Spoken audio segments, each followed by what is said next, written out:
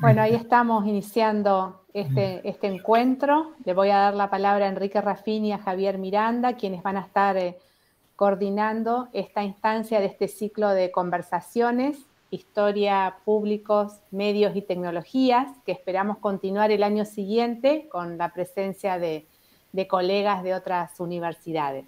Así que bueno, adelante Enrique y Javier Bueno, con entonces la hoy orientación. como cierre de este ciclo tenemos un conversatorio acerca de, a ver, un aspecto metodológico, ¿no? De esta relación entre la historia, podríamos decir, y los medios, ¿no?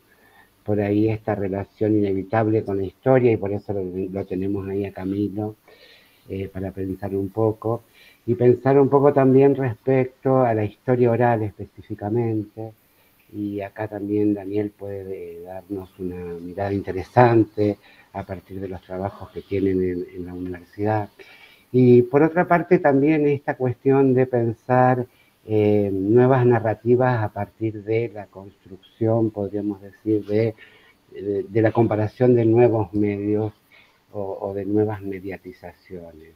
Entonces, bueno, este conversatorio en particular, ¿no? Lo que intenta es pensar un poco esta relación entre la historia oral y estas narrativas que se construyen sobre la historia de los medios específicamente, pensando, sosteniendo que hubiera una especificidad ahí de la historia, ¿no? Bueno, le cedo la palabra a Javier y seguimos. Bien, bueno, pasamos entonces a presentar a los dos expositores de este segundo encuentro. Eh, en primer lugar, nos va a acompañar la exposición Daniel Badenes, que, bueno, aquí ven presente en la cámara. Daniel es doctor en Ciencias Sociales y profesor de grado y de posgrado de la Universidad Nacional de Quilmes. Bueno, además integra la red de cátedras de Historia de los Medios y es uno de sus fundadores. Tiene una amplia trayectoria en publicaciones, en coordinación y dirección de revistas digitales como Redcom. Ha sido miembro de diversos concursos de carácter ordinario, y aceptó esta invitación y debemos aclarar, él va a presentar en primer lugar, debido a que también está formando parte en este momento, por razones que tienen que ver también con la virtualidad, puede estar aquí, está formando parte de la Asamblea Universitaria en la Universidad Nacional de Quilmes, así que va a exponer en primer término, hizo el esfuerzo y le estamos agradecidos por participar de este encuentro que organizamos de la cátedra. Y Camilo Robertini es doctor en estudios históricos por la Universidad de Florencia y Siena, es licenciado en historia por la Universidad de Perugia y magíster en la Universidad de Venecia, Ca' Foscari. Bueno, él trabaja con una amplia trayectoria en el campo de la historia del trabajo y historia oral, la memoria de la dictadura en Argentina. También cuenta con una vasta trayectoria. En este momento está desarrollando un proyecto de investigación sobre Fiat, denominado Fiat y los regímenes militares en Chile, Brasil y Argentina, un mapa transnacional del autoritarismo fordista, 1964-1982. Ha participado en diversos proyectos de investigación, además del que mencionamos. También se desempeña en este momento, trabaja en vinculación con la Universidad Nacional de Chile y se dio también su tiempo y su intención de participar de este encuentro. Entonces, comenzamos con la presentación de Daniel y a continuación va a seguir Camilo. Una vez que finaliza la presentación Camilo, abrimos al intercambio, pregunta, debate, que es parte de este conversatorio que organizamos. Adelante, Daniel.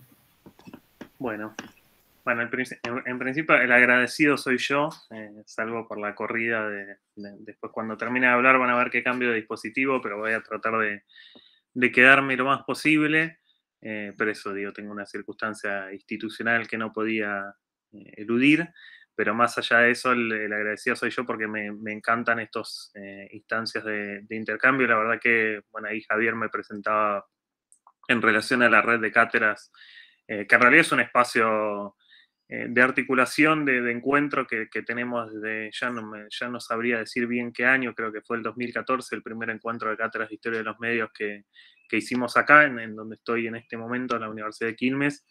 y que ha ido creciendo y que me parece que lo que más nos ha servido es la posibilidad de estar en contacto y de encontrarnos, de compartir bibliografía, de compartir experiencias, bueno, digo, hemos compartido concursos, pero también un montón de aprendizajes mutuos de la experiencia que están haciendo los otros, que creo que tiene que ver con la invitación a estar hoy charlando de las experiencias que vinimos haciendo, en este caso en relación a la historia oral.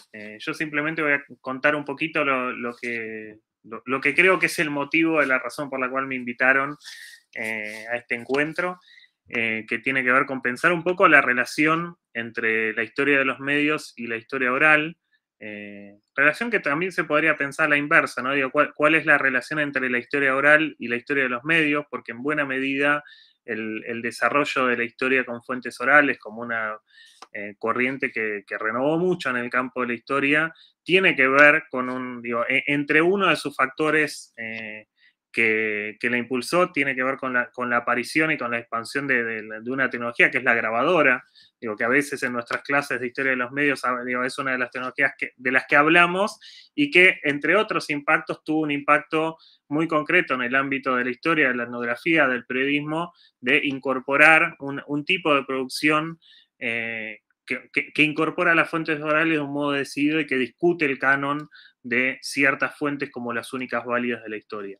Yo la pregunta, de todos modos, que pensaba contestar, tiene que ver más con la inversa, digamos, cuál es la relación cómo se alimenta, cómo se puede alimentar la historia de los medios con la historia oral, con la historia con fuentes orales, y ahí lo que tengo para contar es mi experiencia en los distintos cursos de historia de los medios que dicto desde el 2008, donde, bueno, digo, la currícula, el programa de la materia en general tiene similitudes con los programas de las distintas cátedras de historia de los medios que nos venimos reuniendo y compartiendo, que por supuesto tiene momentos que piensan, por ejemplo, el siglo XV, la aparición de la imprenta y demás, pero en general cuando enseñamos historia de los medios, mucho de lo que enseñamos como historia de los medios, yo le digo a mis estudiantes, es una historia reciente, ¿no? Digo, por supuesto, cuando pensamos en la historia del telégrafo, sí, digo, no es una tecnología que, salvo por la expresión telegrama, que hoy lo que mandamos de todos modos no es técnicamente un telegrama, digamos, pero salvo por ciertas expresiones, el telégrafo no es una tecnología que forme parte de nuestras vidas, entonces uno tiene que explicar qué era, qué significó el telégrafo en el contexto de la consolidación del Estado-Nación francés, por ejemplo, o por qué los hermanos Chappe fueron tan importantes en la aparición de esa tecnología, permitiendo, interviniendo en la discusión de la teoría política del liberalismo francés, pero sin embargo, esas explicaciones ya no son necesarias cuando uno habla de la televisión o de la radio o de distintas tecnologías que yo no le tengo que explicar a mis estudiantes qué es un televisor o qué es una radio, porque son tecnologías que son parte de nuestra historia reciente y y que tienen esa característica que cualquiera sea el tema que abordemos, tiene la historia reciente, que es que en general sus protagonistas están vivos y vivas. Que la posibilidad de abordar ese tiempo histórico que estamos pensando con el recurso no solo del archivo documental, sino también de las fuentes orales. Entonces, cuando hablamos de procesos, como, bueno, en estos días hablamos mucho de los 70 años de la televisión argentina, es un proceso muy reciente, cuyos protagonistas están vivos y vivas, y cuando digo sus protagonistas, para mí una ruptura que tenemos que ser capaces de hacer es, no estamos hablando solo de los productores de la televisión, quienes instalaron la primera antena, no solo quienes hicieron la televisión, también, no solo quienes hicieron esos medios, sino también quienes fueron usuarios y usuarias de esos medios, personas sin fama, personas comunes, que fueron quienes le dieron distintos usos, quienes se apropiaron de esas tecnologías, quienes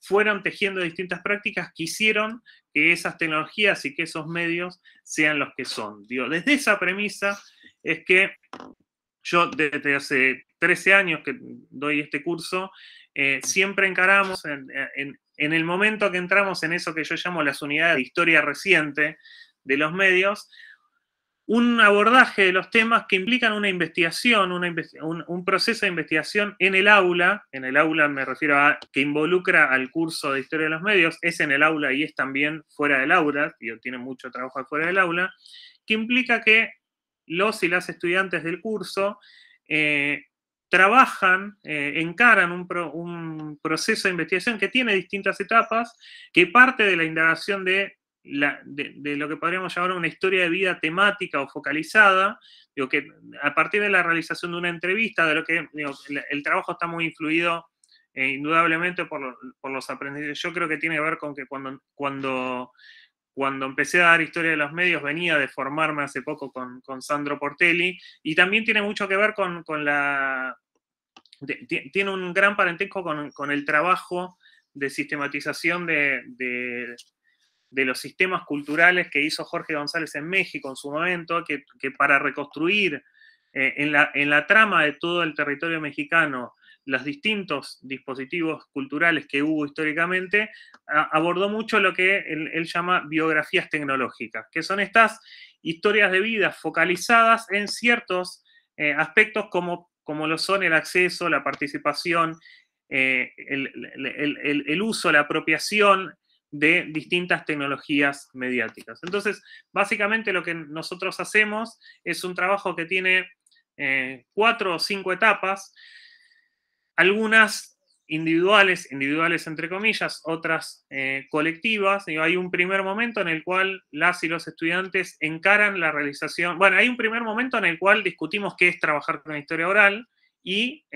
entre todo el colectivo del curso, constituido como equipo de investigación, se piensa un protocolo de entrevista. Un protocolo de entrevista que implica qué se va a indagar en eso que se va a ir a buscar con una historia de vida focalizada en los procesos de apropiación y uso de ciertas tecnologías mediáticas. Pasado ese primer momento de armado colectivo de un protocolo común, un segundo momento es que cada estudiante hace una entrevista a una persona mayor de 65 años y algunas características más que en la discusión previa definimos. A veces definimos ciertas variables regionales, tienen que ser nacidos y criados en la región en la que estamos, o tenemos que garantizar, bajo el manejo de ciertas variables, que haya representación de varones y de mujeres, o tenemos que ver ciertas trayectorias de formación o de pertenencia a clase social. Digo, eso es parte de la discusión del propio hacer colectivo, donde hay mucho error, donde hay mucho aprendizaje a partir del error. Cada estudiante aporta una entrevista con la singularidad de que pasamos a un siguiente momento, que es colectivo, donde, contra lo que muchos y muchas imaginarían que en la tentativa de que están haciendo un trabajo práctico, lo que van a analizar no es la entrevista que realizaron, sino el conjunto de entrevistas que el equipo de investigación, es decir, el curso, realizó. Es decir, no se encuentran analizando aquello que trajeron la semana anterior, sino un corpus grande, un compendio de entrevistas que pueden ser 20, 30, ahí digamos, tiene una gran variación a lo largo también han variado las consignas, a veces cada estudiante aportaba 2 entrevistas, estoy definiendo a grosso modo la característica del trabajo.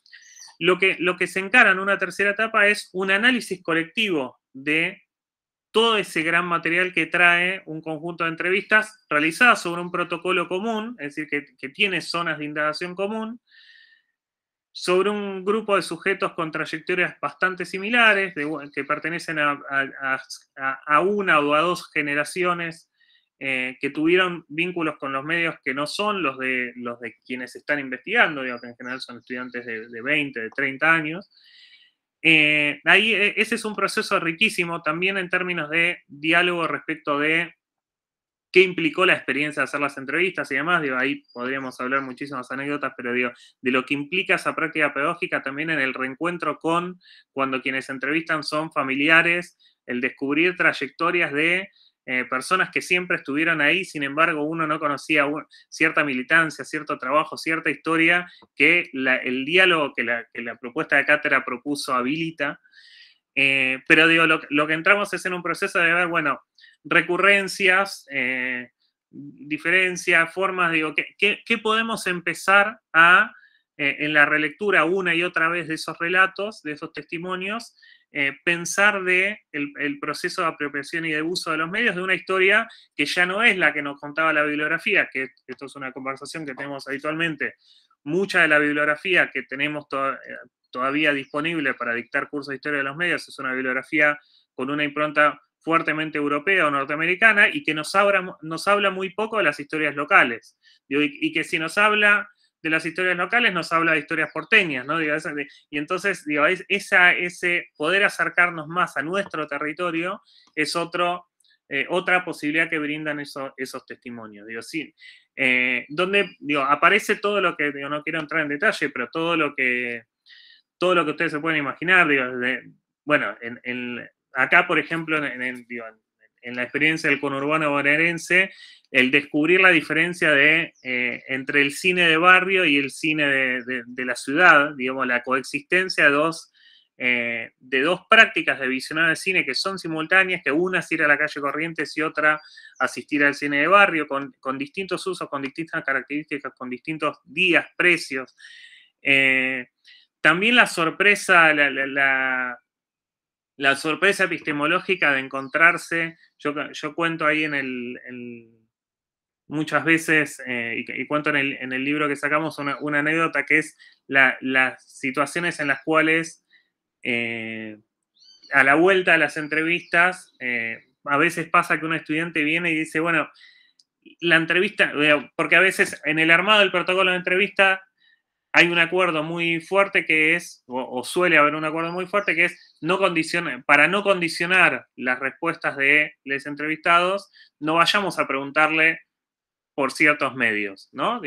La pregunta no es cuándo tuviste tu primera televisión o qué escuchabas en la radio, es en determinado momento de tu vida, por ejemplo en la infancia, cómo te entretenías, en otro momento de tu vida, cómo te entretenías, cómo te informabas, lo cual da lugar a la sorpresa, digamos, de repente estudiantes que vuelven y dicen, me habló de algo que se llamaba Winkofón, y vos decís, claro, pero también a esto de el estudiante o la estudiante que vuelve y dice, la entrevista me salió mal.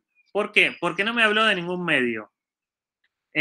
Y eso es también una interesantísimo abordaje de la historia de los medios en términos de descubrir en personas mayores, esto me pasaba más hace 10 años que ahora, pero descubrir en personas mayores de 70 años, por ejemplo, trayectorias muy poco mediatizadas en sus procesos, en sus prácticas de entretenimiento y de información. Entonces, realmente, bueno, no te hablaba de ningún medio, pero te hablaba de los bailes en clubes, de un montón de formas de circulación de la información y de formas de entretenimiento que deberían ser parte de nuestra comprensión de los medios, aunque sea en términos de comprensión de qué lugares, de cómo esos lugares luego para nosotros fueron ocupados por los medios, ¿no? Entonces, esa es la tercera etapa, digamos, colectiva de análisis, y después hay una cuarta etapa donde sí, y esto tiene que ver también con el proceso de acreditación de la materia, cada estudiante decide recortar alguno de esos grandes temas problemáticos que descubrió y escribe un artículo académico o una suerte de ponencia problematizando distintos temas que pueden ser abordados con ese corpus de entrevistas y poniendo en diálogo ese corpus de entrevistas, bueno, por supuesto con su propia capacidad analítica, pero también con la bibliografía de la materia u otra bibliografía que pueden aportar. Entonces, eso... y ahí hay un ejercicio también de aproximación a la práctica de investigación, digamos, que es un perfil profesional posible de nuestros graduados y graduadas y que ha tenido resultados concretos bueno, muchas veces esos trabajos finales incentivados después, sin obligación, pero con el incentivo han sido ponencias en jornadas, en congresos de comunicación, han abierto caminos a la presentación a becas y demás. Pero bueno, decía, son 4 o 5 etapas porque a veces hemos hecho una quinta etapa que es una jornada de puesta en común de esas investigaciones hechas por cada uno, donde, bueno, se vuelve sobre ese proceso de análisis y se comparte lo que fue el ejercicio de, como si, en lo mismo, la dinámica de practicar cómo sería presentar eso en un congreso y compartir resultados de una investigación, bueno, al interior del aula, al interior del ejercicio del ejercicio pedagógico de una investigación en el aula, se realiza esa presentación. Digo, este es un trabajo que venimos realizando hace 13 años en la Universidad de Quilmes, que entre otras cosas, digo, en algún momento ahora estoy perdido en la fecha, pero hace un par de años, 2 o 3 años, compilamos algunos de los mejores trabajos en este libro que les estoy mostrando ahora, que es una historia, es Historia Oral de los Medios, una experiencia pedagógica de investigación, donde por un lado está el relato, parte de este relato que les estoy haciendo del trabajo, está la consigna con la cual trabajamos, está, bueno, un texto para nosotros muy inspirador de Sandro, que es lo que hace diferente a la historia oral, y lo que van a encontrar en ese libro, que es de libre descarga, es una selección de los mejores trabajos, realizados a lo largo de 10 o 12 años, intentando que estén, bueno, están representados todos los años, porque también hay una idea ahí de mostrar de cómo en el tiempo ese trabajo ha generado también todo un banco testimonial riquísimo, digo que hoy diría lamentablemente solo de transcripciones, porque digo, en el ejercicio del trabajo lo que pedimos a la vuelta de las entrevistas es la desgrabación de esas entrevistas, con todo el problema que eso implica, digo, de que obviamente metodológicamente sería más conveniente escuchar esos audios, digo, y hoy pienso, digo, si tuviese, digo, me gustaría volver al 2008 y recorrer de vuelta todos esos años para pedir que entreguen también los audios y poder constituir un archivo oral de esos testimonios que hoy son, que cada día tienen más valor, digamos, porque ahí hay una cosa que bueno, que quienes hablamos de fuentes orales es clave, digo, que las fuentes orales son fuentes que no existen hasta que se producen, ¿no? Digo, están esas personas que pueden dar ese testimonio, a diferencia de un archivo de documentos, ese archivo está ahí y uno, bueno, puede ir a verlo. Ahora, la fuente oral, estos testimonios, muchas de las personas que hoy uno encuentra entrevistadas en el libro han fallecido.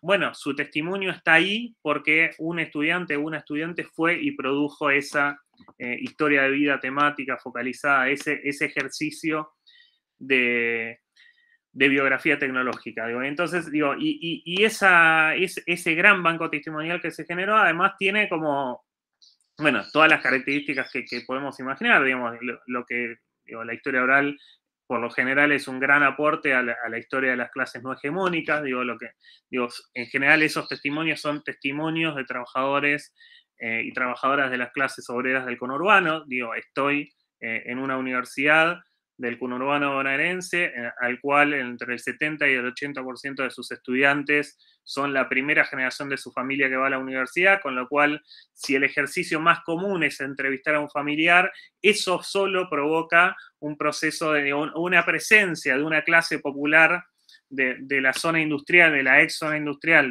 del área metropolitana de Buenos Aires, que es indudable, digamos.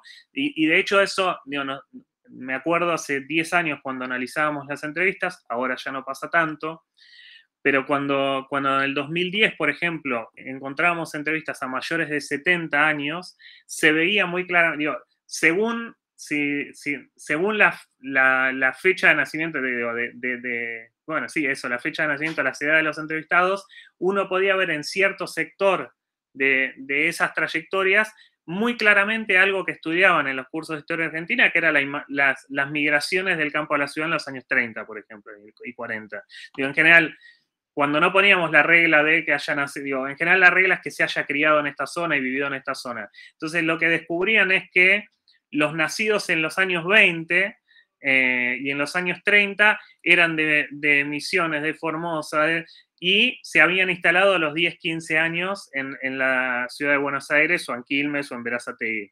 Y quienes habían nacido en los 40 eran nacidos y criados acá. Entonces, digo, eso que a veces en abstracto, en historia argentina, estudiaban como la migración del campo a la ciudad, que generó las masas, que luego acompañó al peronismo, de repente aparecía narrado en la entrevista que habían hecho, pero también en la entrevista que habían hecho otros 10 compañeros, ¿no? Entonces, me parece que eso también es un proceso riquísimo, que ha producido muchos saberes y que para mí una de las cosas que más satisfacción me da de esas producciones también es que varios de esos trabajos, algunos están en este libro que les mostraba, luego se han vuelto bibliografía de la materia. Y bibliografía a veces obligatoria y a veces optativa, y eso se ve en los propios trabajos cuando en la dinámica de intercitas, ¿no? De repente el trabajo de tal alumno del 2016 sobre las formas de apropiación de las salas de cine, retoma un trabajo hecho por una compañera del mismo curso 4 años antes, que se propuso pensar el lugar de las salas de cine de barrio en el conurbano, ¿no? Y dio primeras definiciones que a partir de las cuales este otro pudo profundizar. Bueno, digo, esa es mi experiencia con las fuentes orales. Es una experiencia, digo, por lo general mis trabajos de investigación actuales no tienen que ver con fuentes orales. Mi experiencia de investigación con fuentes orales es esta, digo, la de la investigación pedagógica, la investigación en el aula, y que sigo defendiendo como un proceso absolutamente enriquecedor, de muchísimo aprendizaje, de muchísima movilización para todos quienes estamos en el aula, por supuesto, y diría especialmente al docente. Así que gracias por la oportunidad de compartirla hoy. Bueno, muchas gracias. Acá justo estaban pidiendo compartir el material. Ahora vamos a mostrar el material porque Daniel nos obsequió ejemplares. Ahora vamos a mostrar el libro en papel. Agradecemos a Daniel, ahí está compartiendo el link. Como nos avisó, va a pasar a un segundo plano porque está con otra actividad en Quilmes. A continuación, como habíamos presentado, va a exponer Camilo Robertini. Bueno, muchas gracias. Muy interesante, Daniel, tu exposición. Bueno, creo que siempre las experiencias locales y concretas de cómo trabajar con las fuentes orales deberán realidades y también, digamos, como experiencia que por ahí uno se pierde, ¿no? En todas las cosas que se hacen todos los días en Argentina, así que la verdad que fue muy interesante. Bueno, quiero agradecer obviamente a Javier y Mariana por la invitación. Bueno, como habrán escuchado, yo no soy experto de historia de los medios, si bien, digamos, el análisis de los medios siempre ha estado presente en mi investigación. Entonces, digamos, la charla de hoy, digamos, mi parte expositiva de hoy apuntará quizás a algunas obviedades acerca de la historia oral que quizás pueden ser de interés para, digamos, ir un poco entrando en la materia, ¿no? En la historia oral, en la metodología de la historia oral. O sea, ese es un poco el propósito de mi intervención, y luego, obviamente, espero que eso sea simplemente, de hecho, voy a calcular bien los tiempos. Espero que todo el tiempo disponible lo utilicemos, digamos, ¿no? En la parte de conversación, más que de exposición así como frontal.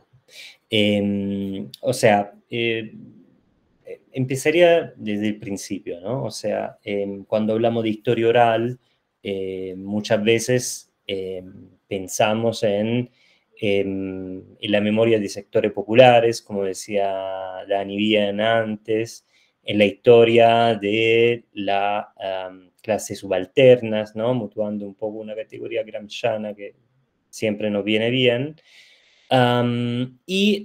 Obviamente la historia oral tal como la concebimos, como la practicamos y como, ¿no? Nuestro, un poco así, como nuestra referencia a Portelli la piensa, es así, efectivamente. Ahora, sobre la definición se puede decir mucho. Yo diría que el uso, la necesidad de recurrir a la memoria de un testimonio de una persona que estaba en contacto con una persona informada acerca de los hechos que estamos investigando es en realidad un recurso más antiguo de lo que consideramos, ¿no? O sea, desde la antigüedad, digamos, la necesidad de encontrar, de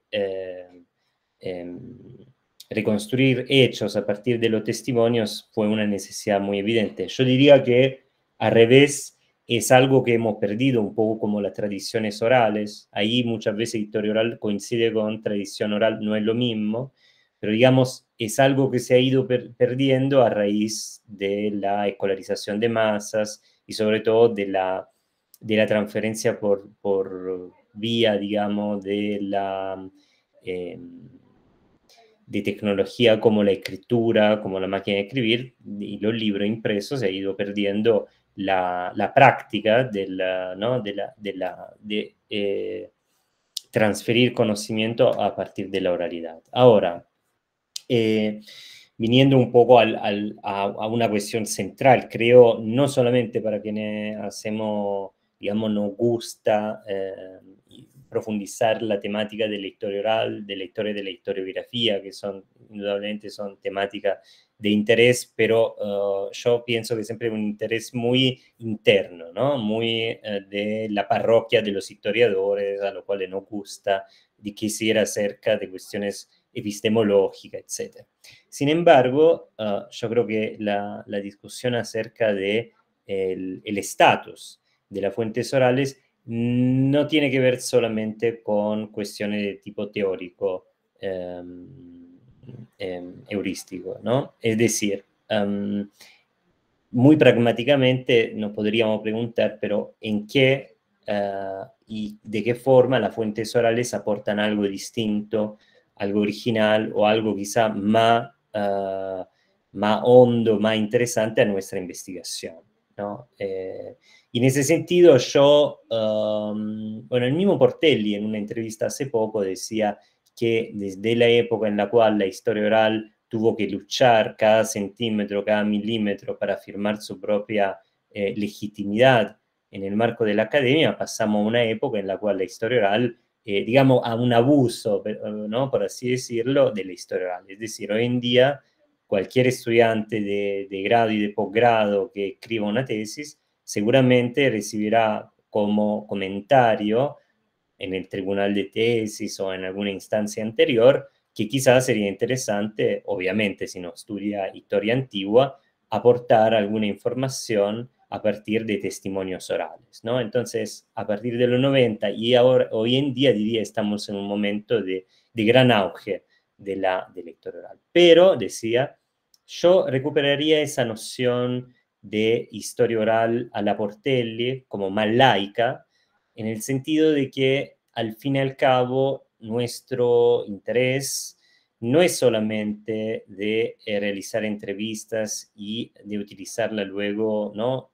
Para una investigación, más bien es de utilizar una serie de fuentes para alcanzar un objetivo. Y en ese sentido, eso, digamos, un poco el sentido, ¿no? que le suele dar Portelli a sus investigaciones, con el cual yo coincido, obviamente, completamente, porque efectivamente cuando pensamos a una investigación con fuentes orales, tenemos que pensar qué es lo que me aporta esa fuente con relación a otra, ¿no? ¿Por qué una entrevista aporta más información o una perspectiva distinta con relación a fuentes escritas de archivo o de hemeroteca? Entonces, en general, yo diría que hay dos, ¿no? Podemos hacer una diferenciación entre la necesidad de reconstruir un hecho y una mirada más institucional, más desde arriba hacia abajo, que es una mirada que muchas veces nosotros encontramos en las fuentes escritas clásicas.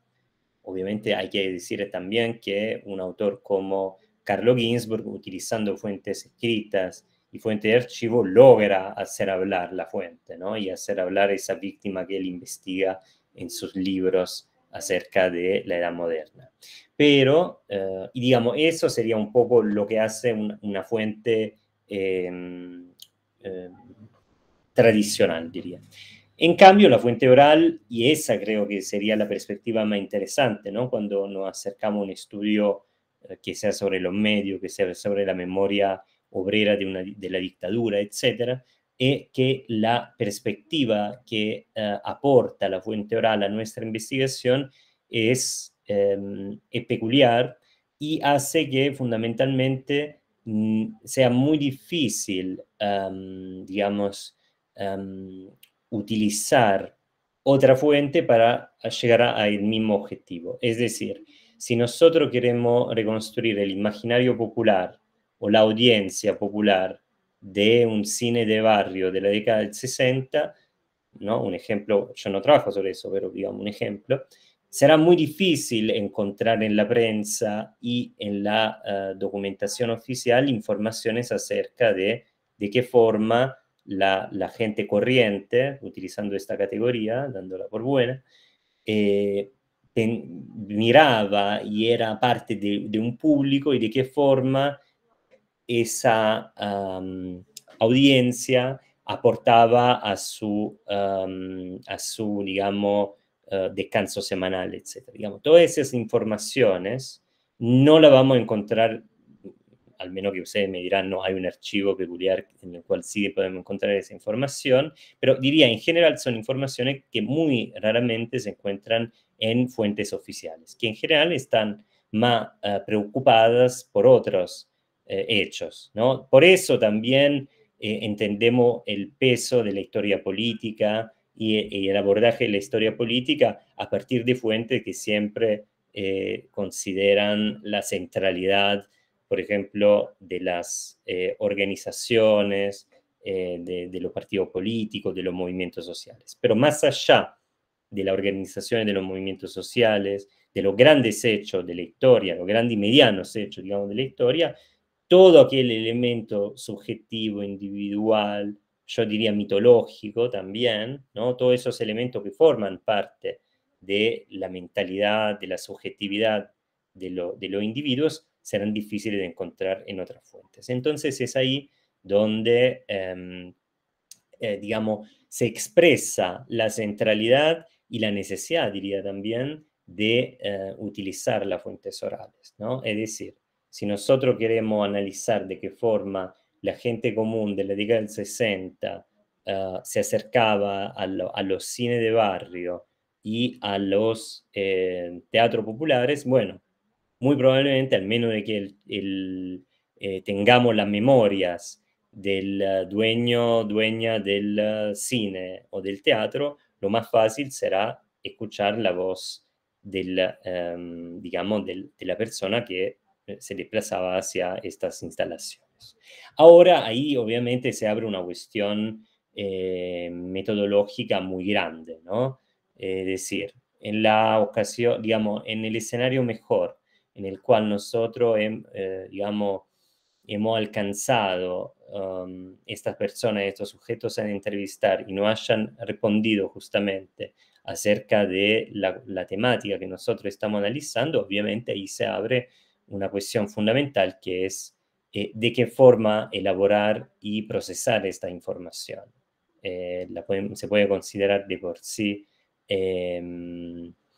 digamos, verdadera, hay mistificaciones, qué papel juega en estas memorias el imaginario, qué papel juega también la contemporaneidad, la contingencia en estas memorias, ¿no? Es decir, en un momento en el cual, por ejemplo, en pandemia, la simple actividad de ir al cine ya se ha perdido y entonces ya, digamos, tenemos cierta distancia, cierto alejamiento de esa práctica que era tan común, que fue tan común a lo largo de los años, ¿eso de qué forma puede influir sobre la forma en la cual un sujeto reflexiona acerca de cuándo sí iba al cine? Se puede generar una nostalgia, por ejemplo, que es efecto de, digamos, de esa contingencia o no. Digamos, eso por decir que en general las fuentes orales abren siempre reflexiones, digamos, necesitan siempre reflexiones muy profundas acerca de el significado profundo contenido en ellas. Ahora, es evidente, como el mismo Portelli reporta muy a menudo en sus escritos, que la misma, digamos, el mismo cuidado con la fuente deberíamos tenerlos también con fuentes que no son orales. Es decir, la misma pregunta valen también para una fuente, en el caso de una fuente escrita o de un artículo de diario, que no es la realidad tal como la conocemos, sino que es la realidad desde el punto de vista de quien va redactando el documento policial, en caso de archivos policiales, o el artículo, o digamos, el periodista en el caso de un artículo de diario, ¿no? Entonces, en este sentido, el ejercicio de poner en cuestión la fuente para los fines de nuestro análisis no es un ejercicio que es necesario solamente con las fuentes orales. Lo es con cualquier tipo de fuente. Obviamente lo es particularmente con las fuentes orales porque, como mencionaban anteriormente, la fuente oral no se va a sacar de un archivo, ¿no? Utilicemos esa expresión,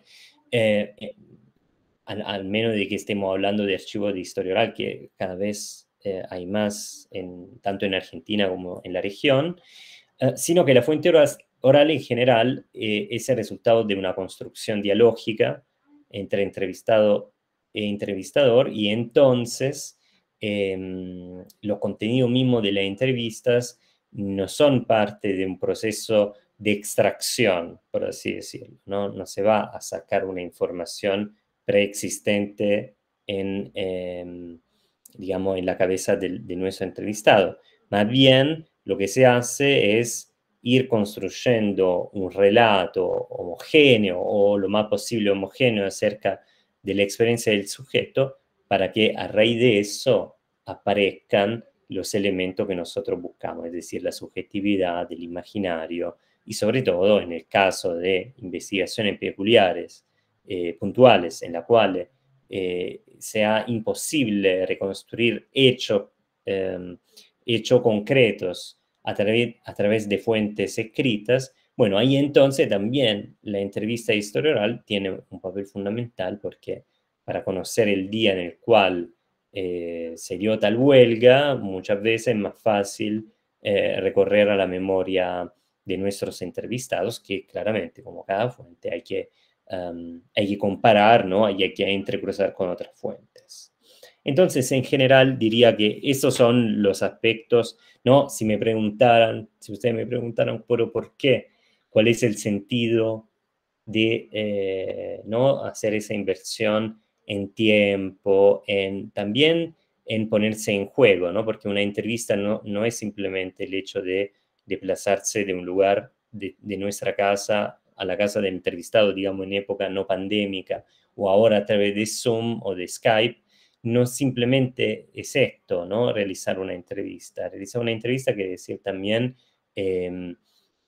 preguntarnos, ponernos a la prueba y hacernos, digamos, como un examen a través del cual ir profundizando también las razones que nos llevaron a tomar la decisión de realizar una entrevista, de investigar acerca de una determinada temática.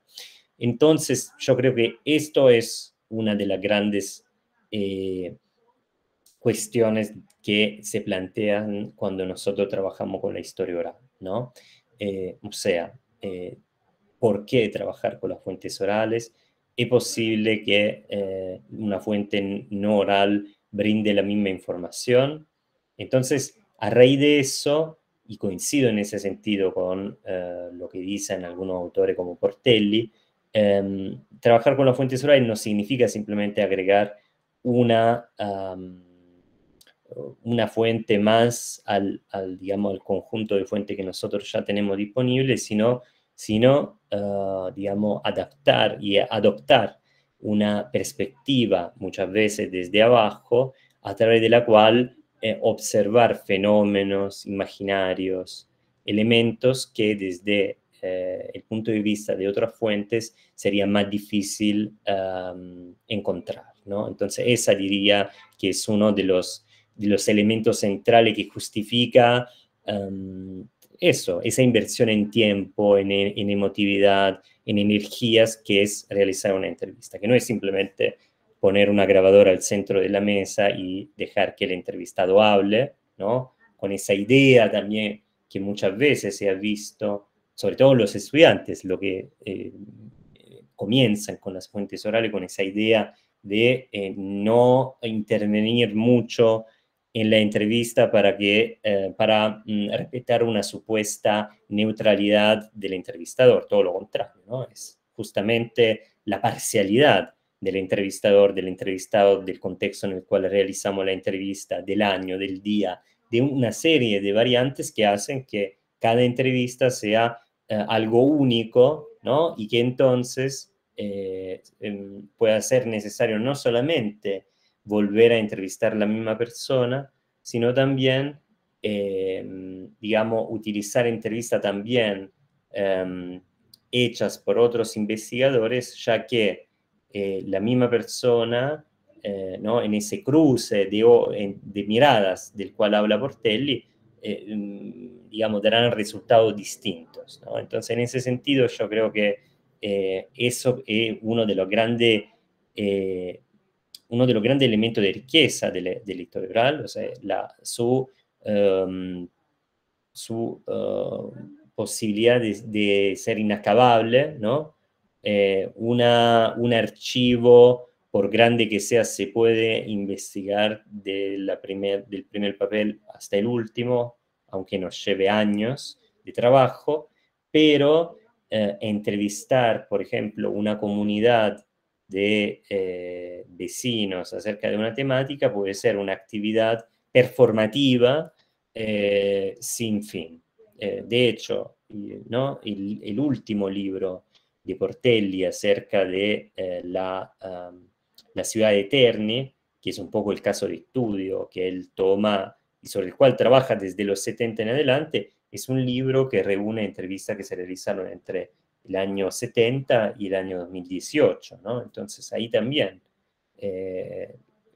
digamos, viéndolo desde la trayectoria de un investigador que ha cruzado distintas épocas, volver a entrevistar la misma persona o la misma comunidad, los mismos vecinos, da también una perspectiva histórica al mismo proceso de realización de las entrevistas, ¿no? Entonces, por eso es un proceso que teóricamente es inacabable.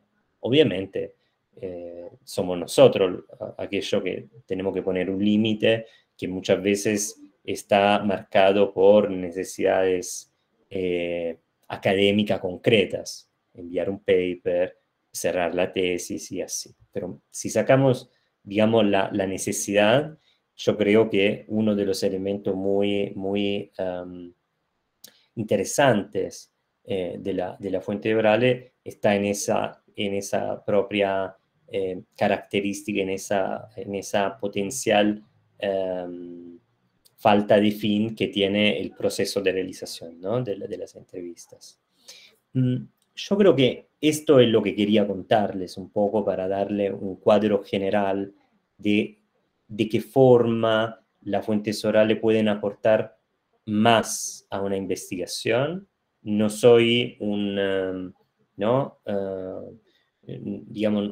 soy partidario de quedarme con una sola fuente, más fuentes se pueden utilizar mejor, pero, digamos, eso fue un poco, fue mi idea, ¿no? Digamos, subrayar en qué, ¿no? Para retomar un famoso título de Portelli, qué es lo que hace diferente a la historia oral, de otra metodología, de otro abordaje a la historia reciente. Yo creo que esta sería una respuesta. Pero obviamente me dejo abierto a la posibilidad de contestar a preguntas, observaciones y curiosidades, ¿sí? Los agradezco. Bueno, muchas gracias, Camilo, por la intervención, por compartir este espacio. A partir de este momento, según lo programado, en el momento de la convocatoria, tendríamos unos 40 minutos. Podemos hacer preguntas, intercambios a los expositores. Estamos abiertos a este espacio de un conversatorio que se trata de eso. Así que, adelante. Aixa, ahí levantó la mano Aixa. Sí, Aixa. Hola, ¿cómo están? Buenas tardes, un gusto, felicitaciones por esta propuesta y bueno, un gusto escucharlos. Cuando le estaba escuchando a Camilo, nosotros periodísticamente también trabajamos mucho en algunos momentos en lugar de las entrevistas orales, ¿no? Las entrevistas en profundidad. Y también ahí cuando trabajamos decimos que las entrevistas nos permiten contextualizar distintas etapas, también como contaba Dani Badenes, como según la etapa en que se hiciera, podían aparecer distintas referencias. Mi consulta era, al escucharte, Camilo, cuando vos decís que el entrevistador tiene o la entrevistadora debe participar, debe estar ahí, ¿qué pasa, por ejemplo, cuando hay referencias en esas entrevistas? Porque la memoria, digamos, también en muchos casos es a veces equívoca, ¿no? O sea, a veces se dan referencias que no coinciden históricamente con etapas que están mencionando. Entonces, ¿cómo pensás que conviene trabajar eso cuando uno trabaja la historia oral? O sea, uno puede dar un ejemplo, uno puede decir, en Santa Fe hubo hace unos años una gran inundación, entonces que confunda la inundación con otro periodo histórico de, por ejemplo, la última dictadura cívico-militar. Digo para ser exagerada, no pasa, pero sí hay entrevistas en donde aparece mucho esa confusión histórica, ¿no? Entonces, ¿cómo pensás vos que en ese juego de las entrevistas tiene que estar atento el entrevistado para no quedar, o sea, bueno, para pensar de qué maneras interviene y que también qué conocimientos demanda de quien es entrevistador al momento de mantener ese diálogo? Porque nosotros también, por ejemplo, trabajamos mucho este tipo de entrevistas y a veces ha sucedido que eso aparece.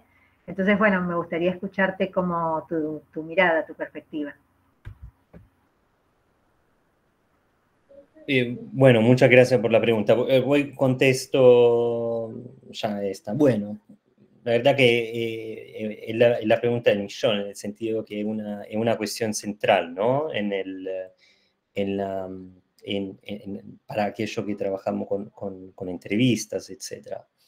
Yo haría una diferenciación, diría, en primer lugar, entre un relato equivocado, digamos, en el cual el error, el origen del error se puede encontrar muy fácilmente, ¿no? O sea, el entrevistado, hagamos un ejemplo, el entrevistado dice que compró su casa en el año 74 en plena dictadura, no sé. Entonces ahí es muy probable que el error tenga que ver simplemente con una, digamos, con una pequeña falla en la memoria de la persona que nos estaba hablando, pero digamos el contenido, que es lo que a nosotros nos interesa, es que efectivamente la referencia del entrevistado es al periodo de la última dictadura. Entonces ahí es simplemente un detalle. Pero después, y ahí me parece que donde más rico y más interesante y donde es más necesaria nuestra intervención como historiadores orales, historiadores y historiadoras, es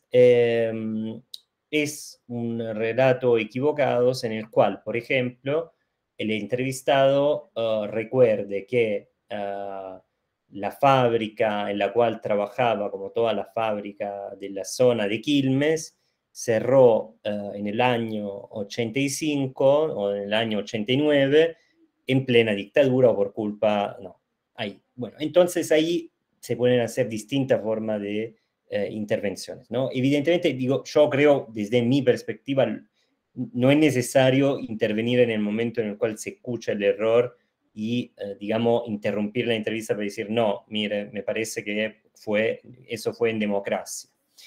Lo que sí tenemos que hacer como a la hora de interpretar esa entrevista es preguntarnos por qué una persona considera que el cierre de la fábrica aconteció en plena dictadura si en el 90 estábamos en plena democracia. Entonces ahí obviamente profundizando podemos llegar a conclusiones interesantes acerca del valor que los sujetos atribuyen a un hecho.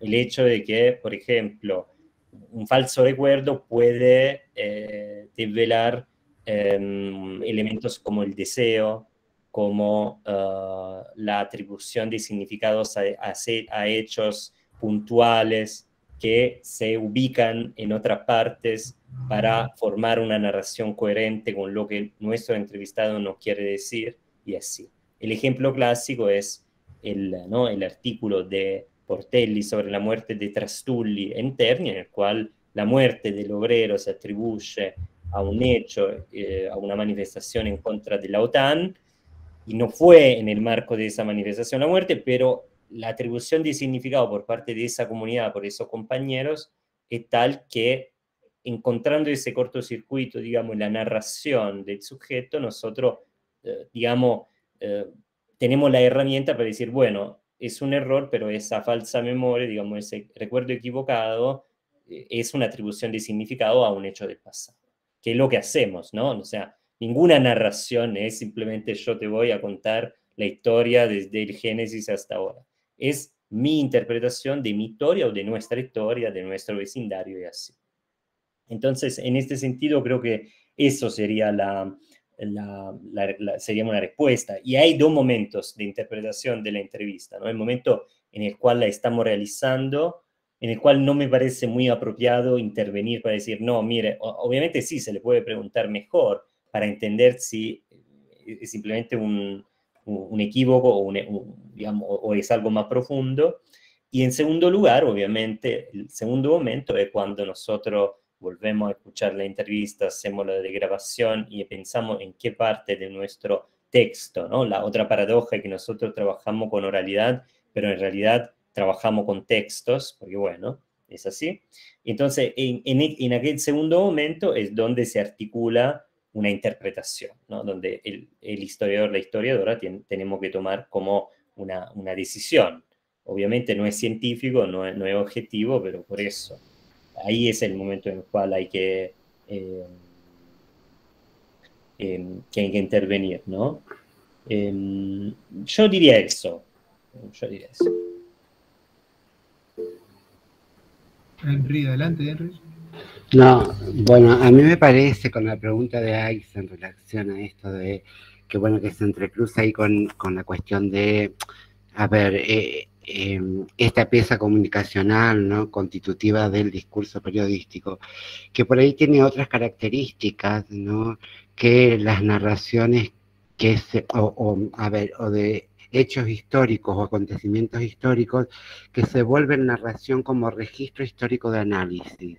No sé si me explico, digo, por ahí, en esta cuestión de hacer la entrevista, yo creo que se juega un papel del entrevistador o la entrevistadora, sí, que le permite dentro de la discursividad del periodismo moverse en la construcción, digo, como ejemplo de un personaje inclusive periodístico.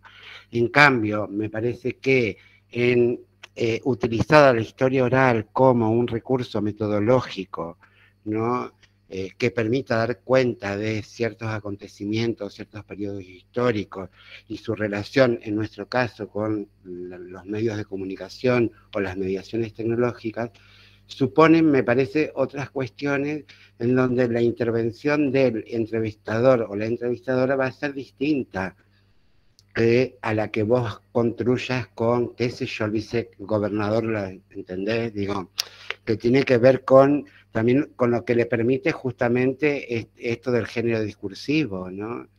En cambio, dentro del análisis científico, podríamos decir, una investigación científica, yo creo que la historia oral lo que quiere validar y consolidar es esta posibilidad de ser justamente un instrumento, no sé, por así decirlo, un dispositivo, ¿no?, que permita volver de alguna manera narración a algunos acontecimientos o algunos periodos que se intente analizar. En este caso con los medios, ¿no?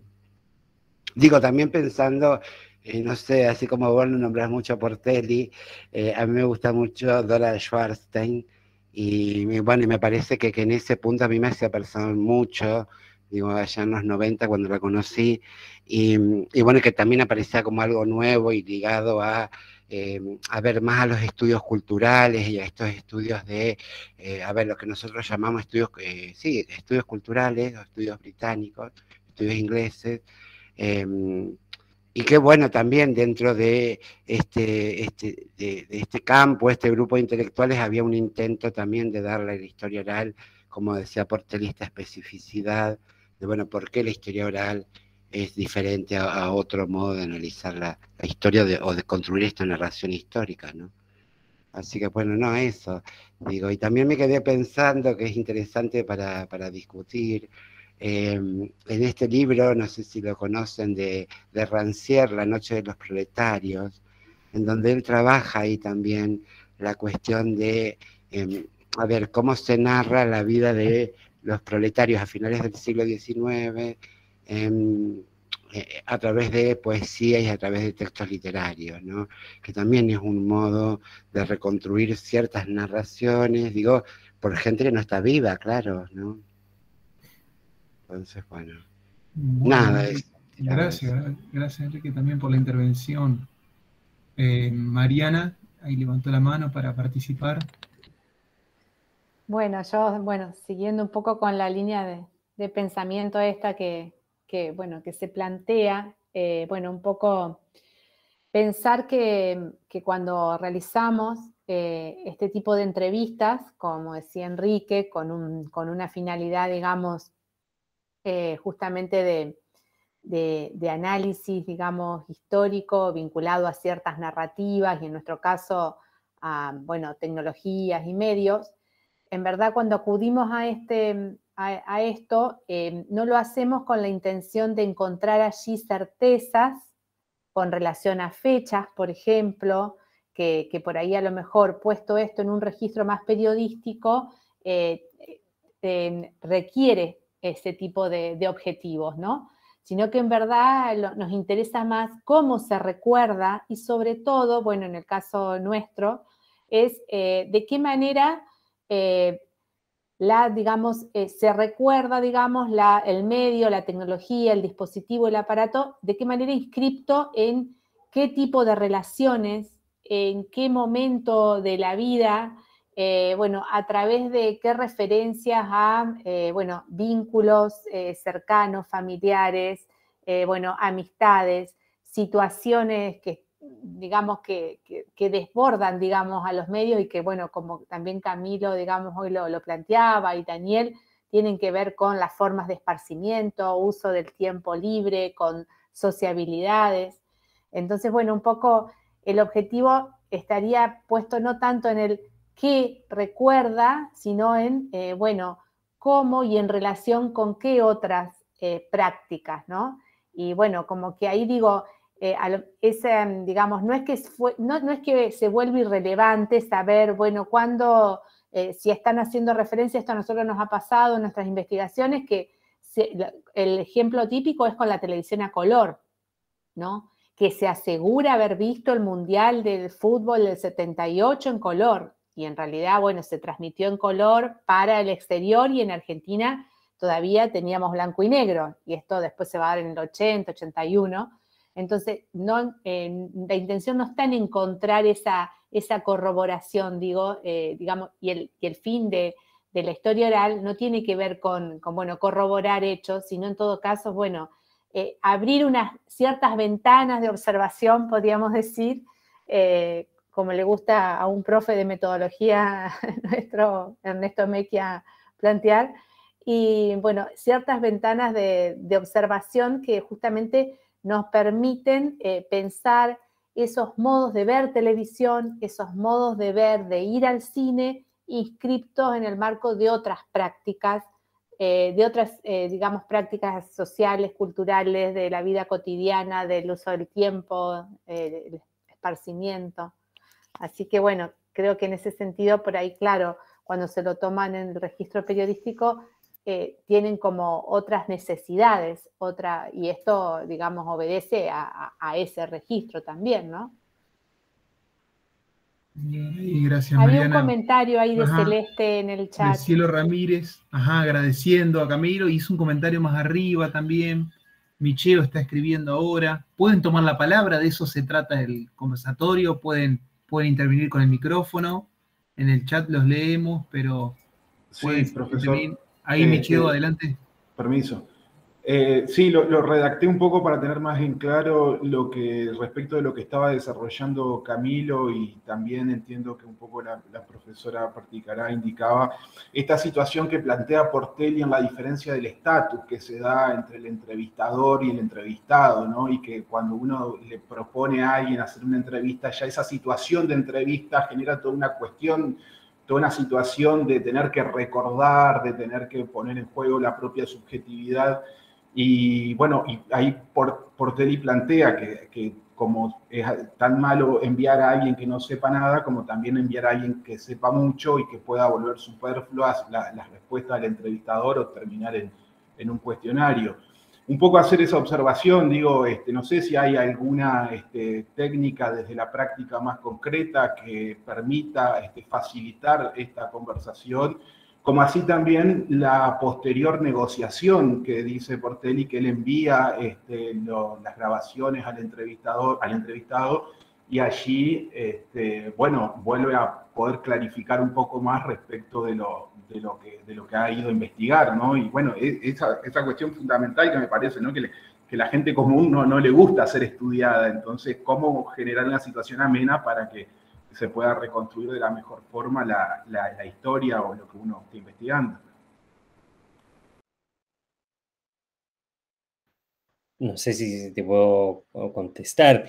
Sí, Yo diría sí, bueno, central obviamente lo que decía Mariana Prima antes, o sea, que la centralidad y la perspectiva desde abajo y bueno, la centralidad de los hechos relativa, o sea, podemos efectivamente prescindir, si ya conocemos, que tenemos una cronología, grosso modo, conocemos la cronología de los acontecimientos en tal localidad, bueno, si el entrevistado no hace referencia constante a las fechas, eso es un problema secundario, ¿no? Ahora, si se descubre a través de las entrevistas que hubo una huelga, hubo un acontecimiento que ningún medio relató y es una cosa que se repite en varias entrevistas, ahí entonces tenemos también como tuvimos suerte, entonces tenemos, digamos, registro a través de una entrevista de algo evidencial, digamos, ¿no? De un hecho, o sea, que en ningún momento una entrevista de historial excluye el elemento fáctico y tampoco, ¿no? Creo una entrevista periodística, digamos, excluye totalmente lo subjetivo. Es evidente que igual son géneros distintos. Y viniendo a la observación de Facundo, que me parece también muy importante, o sea, que era un poco la pregunta que se hacía antes, o sea, ¿qué tanto hay que conocer, ¿no? Antes de poder realizar una entrevista? Ahí hay distintas interpretaciones, obviamente depende también de la forma en la cual cada uno trabaja. En general, y coincido nuevamente con Portelli, llegar en un lugar sin saber demasiado acerca de lo que estamos investigando no es negativo, porque justamente la entrevista se transforma en un momento en el cual nuestro entrevistado nos, digamos, enseña, nos indica, nos ayuda en un proceso de conocimiento de un pasado que él y sus vecinos y sus amigos conocen perfectamente y que nosotros no conocemos. En cambio, si nosotros llegamos con un conocimiento duro, muy, muy estructurado acerca de los hechos que queremos reconstruir a partir de la entrevista, es muy fácil que se nos vaya la mano, que se nos escape la mano y que la entrevista se transforme en un interrogatorio policial, ¿no? Entonces ahí también el riesgo es constante, ¿no? Hasta dónde yo le estoy haciendo preguntas simplemente para confirmar lo que ya sé y hasta dónde estoy yendo hacia un lugar para aprender algo nuevo, ¿no? Entonces ahí tenemos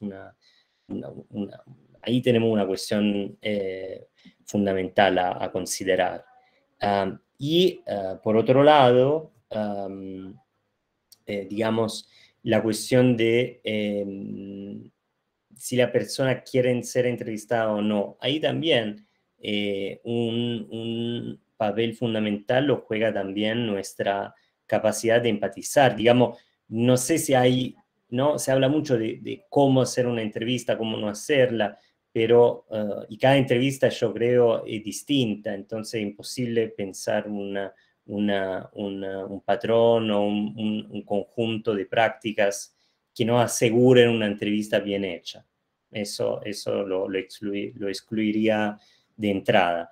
Pero sí, por ejemplo, hay algunos elementos que sí no se pueden, a los cuales no podemos renunciar. En primer lugar, la paciencia y la capacidad de escuchar a nuestro entrevistado. Es decir, si él nos está llevando por un camino tortuoso y bien alejado de nuestro objeto de estudio, ya que nos invitó en su casa, probablemente nos invitó a un café y quizá algunas masas finas, lo mínimo que nosotros podemos hacer es respetar las ganas, la necesidad, el deseo también de contarte algo que nunca había contado anteriormente y dejarlo hablar. Obviamente, después, con toda la cortesía, con toda la etiqueta posible, uno intenta nuevamente llevar la entrevista hacia lo que nos interesa realmente.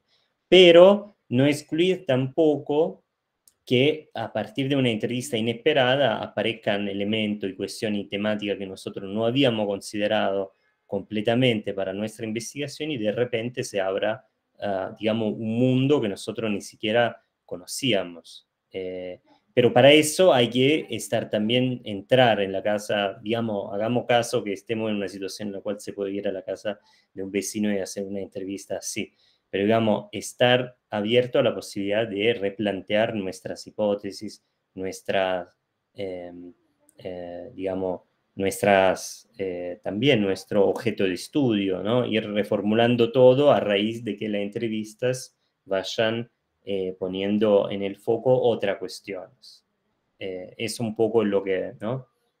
Lo que en la práctica se dio, más allá de cómo debería hacerse. Yo creo que cada uno después es una forma de artesanía la historiografía, como la historiografía también, si bien tenemos reglas, tenemos manuales, etcétera, y teorías, pero es la de los historiadores solares en una comunidad de práctica, es una práctica que se aprende sobre todo en su realización. Entonces, también para quienes todavía no empezaron, una mala entrevista creo que es parte de la escuela, es parte, ¿no?, del proceso de aprendizaje. Gracias, Camilo. Eso, bueno, breve comentario. Cuando cursamos el seminario contigo, recalcabas mucho esto de que la entrevista, la historia oral se aprende haciendo, que un poco nosotros lo compartimos con nuestros alumnos a lo largo de los distintos recorridos que hacemos por la provincia de Entre Ríos, parte de Santa Fe, aquí hay un alumno también de Santa Fe, que se aprende haciendo. La historia oral se aprende haciendo, equivocándose. Hay gran parte de eso que siempre fue una enseñanza tuya y que tenemos presente y tratamos siempre de transmitirla a los alumnos. Hay un poco más de tiempo, algunos minutos, si bien ya llevamos 1 hora y 20, si alguien quiere hacer alguna intervención, alguna pregunta, algún comentario, disponemos de algunos minutos antes de dar cierre a la actividad. Hay gente que se suma un poco después, pero si pudo alcanzar a escuchar y quiere intervenir, estamos en el momento de intercambio, así que lo pueden hacer. Márquez, ¿levantaste la mano ahí? Ah, no. Ah, era un saludo. Ah, bueno.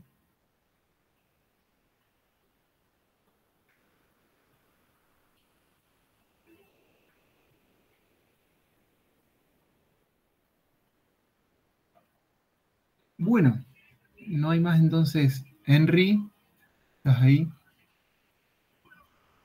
No, sí, bueno, me pareció súper interesante volver a pensar, digo, no es que no, a ver, me parece esto de, también me hubiese gustado discutir hoy con Daniel esto que él decía, que bueno, que por ahí contarle a los estudiantes y a las estudiantes qué significa la televisión, es poder contarle qué significa el aparato o el soporte tecnológico más que el género televisivo.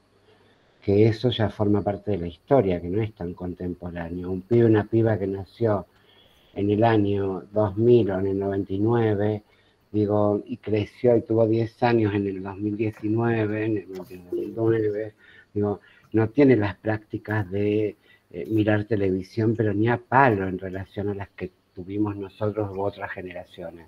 Entonces digo, también en esta historia reciente, también yo creo que se ponen en jaque algunas cuestiones, ¿no? En esto que, bueno, que no es tan fácil conocer solamente esto porque está en nuestras casas, digo, mucho menos la cuestión esta de la radio, las prácticas, además con las pandemias de ir al cine, digo, hay muchas cuestiones que no son tan naturalizadas, y más en el interior del país, digo, por ahí en Buenos Aires tienen otras prácticas, digo, pero no es tan común, digo, que hoy un pibe, una piba sepa lo que fue, qué sé yo, el furor de la extraña dama, una telenovela que fue exportada a un montón de países, que tuvo cantidad de capítulos, digo, que tuvo una producción, digo, de todo aquello que fue la industria cultural, ¿no? De la televisión ahora que cumple 70 años, y que bueno, que hoy no es la televisión que era hace 70 años, justamente, ni 50, que hubo otra televisión también, y que bueno, que no tiene que ver con ese aparato que vemos hoy, ¿no? Entonces digo, bueno, ahí también hay que resignificar. Y Sí, por otra Henry. parte, Perdón. no, y por otra parte nada, esto que decía Camilo, a ver, de una cuestión que a mí me pareció desde una mirada más epistemológica, y me pareció súper interesante bueno, de poder por ahí despejar esta cuestión de, bueno, ¿cómo hacemos historia oral? ¿No? Que es también mi pregunta constante. Nada, eso, gracias. Yo lo que me parece interesante, Enrique, lo que vos planteás, pues forma parte por ahí de las conversaciones que solemos tener, en el sentido de que, bueno, la noción misma de medios de comunicación no tiene el mismo sentido para todos nuestros entrevistados, pensando en las edades, por ejemplo, ¿no? Porque son nociones que han sido construidas en otro momento histórico, digo, pensamos la noción de medio en una época de la comunicación de masas, donde hoy, bueno, estamos atravesando como otros escenarios comunicacionales, y recurrentemente nos pasa año tras año que, bueno, cuando nos enfrentamos a la cursada de cada año y a ese público que son, digamos, los estudiantes y las estudiantes, nos preguntamos, bueno, ¿qué vivencias han tenido con relación a los medios y tecnologías de comunicación que les vamos a proponer estudiar? Y no tienen el mismo sentido, digamos, para cada uno y cada uno de ellos, ¿no? Con lo cual, bueno, ahí hay también un espesor interesante, digamos, como para poder claro, una trabajar. bisagra. Una bisagra, un entre, digo, que bueno, que está también atravesado, porque sus padres y sus madres, seguramente sus abuelos y sus abuelas, me atrevería a decir, sí están atravesados por esos medios masivos. Ahora, nosotros cuando construimos esta idea de comunicación a través de los medios masivos, estamos teniendo una representación distinta, que yo creo diferente a lo que cualquier pibe o piba de 18, 19 años tiene, digamos, ¿no? En tanto consumo de medios, de relatos, de fotos, de qué sé yo, nada, de Twitch, de Mitch y todas las cuestiones que, bueno, que me parece otro lenguaje que donde para mí es totalmente desconocido, y que, bueno, que nuestras carreras también en algún punto lo tendrían que pensarlo, bueno, nada, eso. Bueno, parte de las reflexiones que dejamos. Bueno, no había más entonces intervenciones, no hay más pedidos de manos, así que de esta forma entonces damos por concluido este segundo encuentro, que comenzó con un primer encuentro hace 2 semanas, y que, bueno, como decía Mariana al inicio, la idea es continuarlo el año que viene con otras actividades similares. Así que, bueno, estaremos comunicando, al igual que la confección de los certificados de asistencia, o para los 2 expositores, en breve serán elaborados y estaremos comunicándoles cuando estén listos. Bueno, si no hay más preguntas o intervenciones, agradecemos. Gracias por venir. Gracias por venir. Muchas gracias. Gracias, Mariano. Muchas Gracias, Mariano, por estar siempre. Ahí está Mariano, que estuvo otra vez. Bien. Bueno, ahí está Marcelo. Bueno, muchas gracias. Gracias, por favor, gracias. Bueno, gracias. Abrazo grande. Abrazo grande. Gracias por estar siempre. Gracias. Bien. Gracias, Marcelo. Mirá, buenas tardes, Marcelo, que también. Cortamos, Mariana, ahí. Ajá, grabación. Gracias. Muchas gracias. Bueno, súper salió. Janete también. Un saludo. Muchas gracias. Camilo. Salió súper lindo. Ramírez, ajá. Muchas gracias.